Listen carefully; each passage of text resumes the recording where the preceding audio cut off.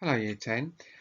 Today we're continuing with our transactional writing based around the theme park. Today we're looking at responding to a letter of complaint, which is something that you may be required to do in your GCSE, possibly in life, but more specifically at the moment in your GCSE next year. But before we get on to that, write down from memory all the structural features of a letter that you can remember.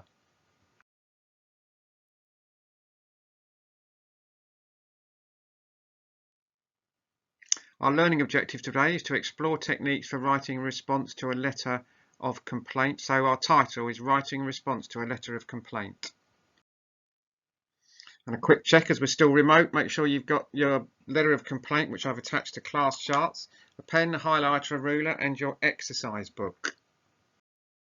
And here's the answers to the do now, so you can stop the presentation there and check that. I won't read them all out. Now, do you remember this lady from the last lesson, Mrs. Schleppenstick? She's a 68-year-old villager who wrote an informal letter to a friend. Now she's decided to make a formal complaint.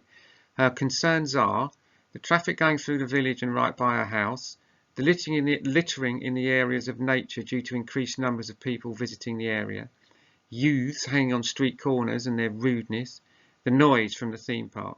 Today's lesson, you will need the attached letter to respond to. As a member of the theme park's customer service team, you will be writing a response to Mrs. Schleppenstick. So you are in customer services at your theme park. You're going to have to respond to this lady's complaint. Stop the presentation here.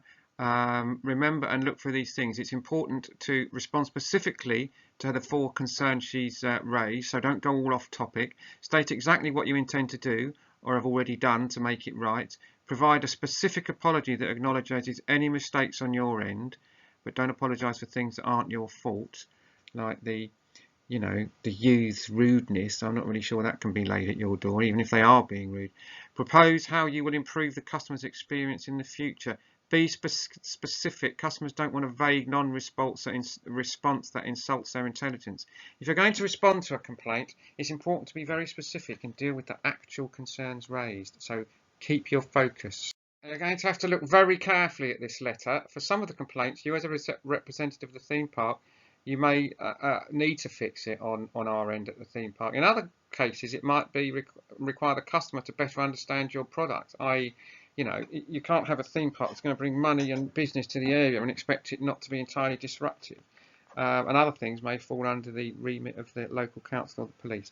So either way, tactfully propose a solution that ensures the concerns are answered to Miss Schleppenstick's satisfaction. Now you can see the way I want you to lay the letter out here. I won't read the whole thing out because you can read. You can stop the presentation here. So I want you to read this and then write your response to the letter of complaints that's attached to Classcharts that we've talked about. I look forward to reading them. You're very good at this type of thing. Transactional writing is a strength of this group. So even if you don't feel it's a strength of yours, as I say almost every time we speak, these are skills and you have to practice them. So you need to have a go. Believe me, I've been doing this for a while now. If you keep practicing them, you will get better. Okay? You've got to have the courage to be bad at them at first. I think it would be an interesting way of putting it. Anyway, good luck with that. Upload it to Classcharts and I will speak to you tomorrow.